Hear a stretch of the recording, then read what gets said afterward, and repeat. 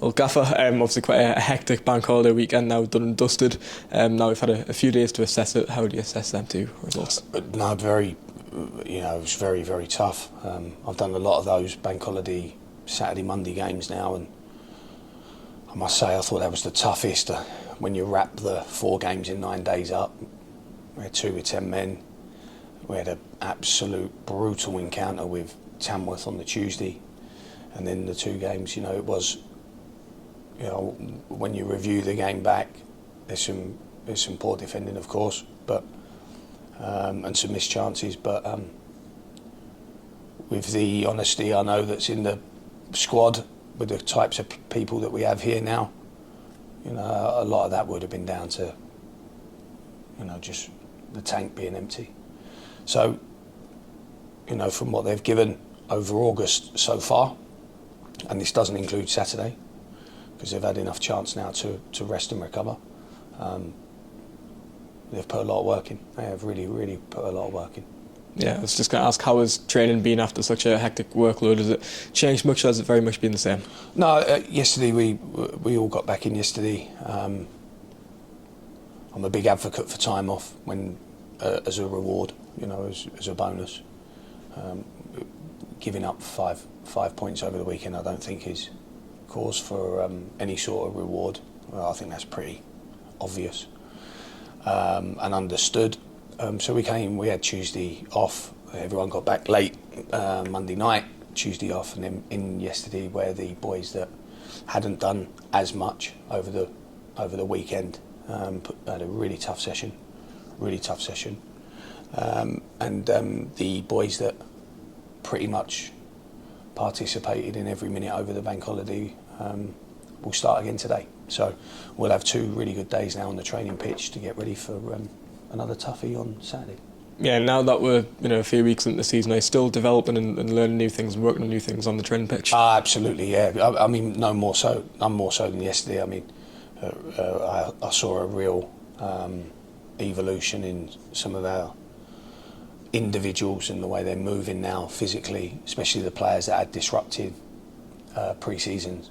I was really, really impressed with the development of that. None more so than Waterfall, who looked a completely different human being, athlete to me yesterday. It was really great to see his progression with his disrupted pre-season, as I've said. I thought he was excellent. Freeman getting some more time in his legs. Some really good work. Greg Sloggett, Mancini, a lot of really good work undertaken yesterday. Robinson was another one, and those sessions will really benefit, especially Luke. It was very agility based, and I thought he was fantastic. Really, really good. Yeah, and just on that name there, Luke Waterfall missed Monday, obviously being arrested, and then Tom Parks coming off early as well. I believe that was a shoulder injury. How are them two doing? Yeah, Tom will be a flip of a coin on Saturday, I would have thought. It'd be 50-50. Listen, there's 2 theories to Luke being rested Monday. One, it was part of a plan. I think last bank holiday we lost some real key players over the course of that bank holiday. So because of Luke's size, and again he's disrupted pre-season, I just thought it was the right thing. And had he had been there, the 2 trainers thought, well, Luke Waterfall comes onto the pitch.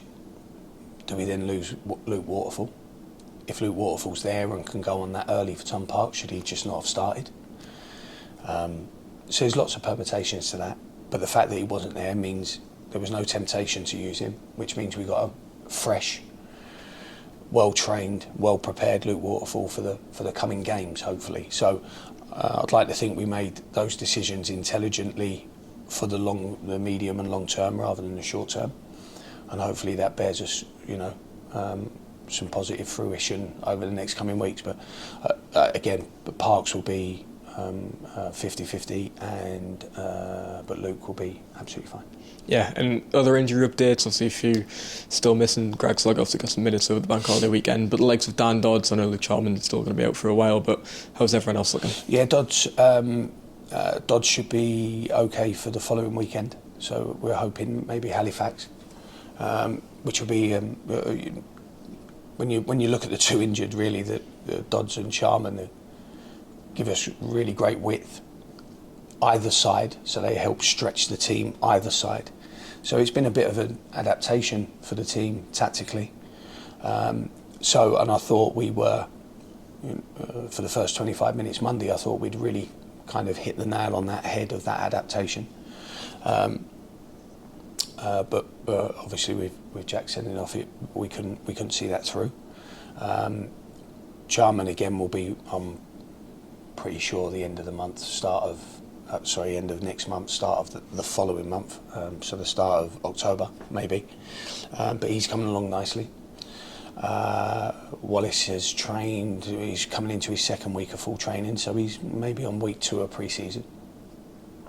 So he's getting there.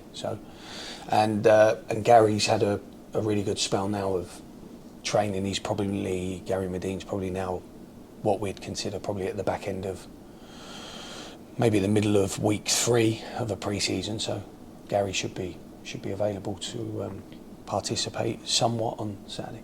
Yeah, and some obviously sad news coming out earlier in the week as well with Max Story, a horrific arm injury, and obviously wish him the best as well. Absolutely, yeah, he's a smashing chap, and he just got his foot in the door in terms of starting games, and but these Joe and Giers obviously had something very, very similar.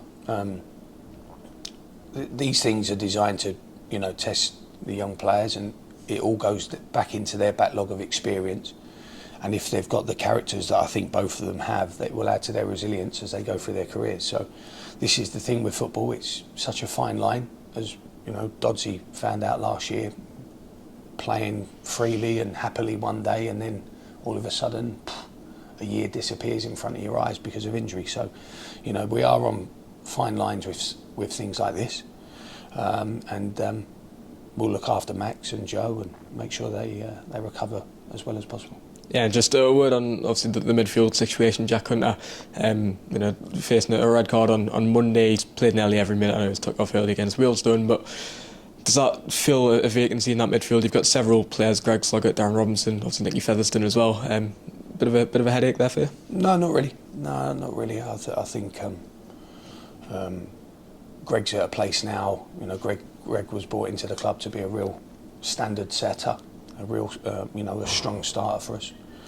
I think it's more than common sense that Greg will step into that void now. I don't think he's got a 90 in him yet, especially the way Greg plays, very high intensity, all action.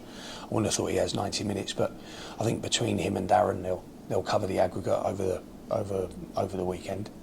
But no, looking forward to seeing Greg play. I think a really dynamic individual and someone that showed us some really promising early signs, and he is different to our other midfield players in his dynamic. So I'm looking forward to seeing Greg play. And what sort of test are you expecting from Braintree, a team who have recruited some experienced players in the summer? Oh, very much so. Yeah, brilliant recruitment, really good recruitment, and 3 unbeaten, by the way. Brilliant point away at Solihull.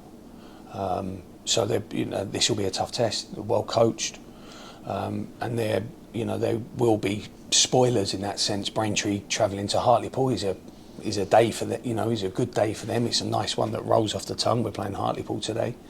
And we will, like every time we play at home, we had our wrists slapped at half time against Wealdstone, and we dodged a real bullet with the last kick of the game.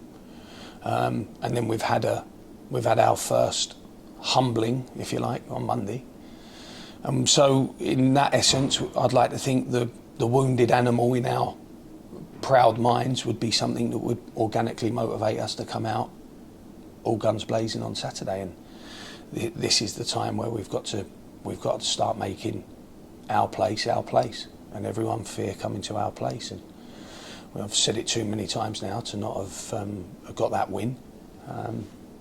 We need to put them words into real affirmative action.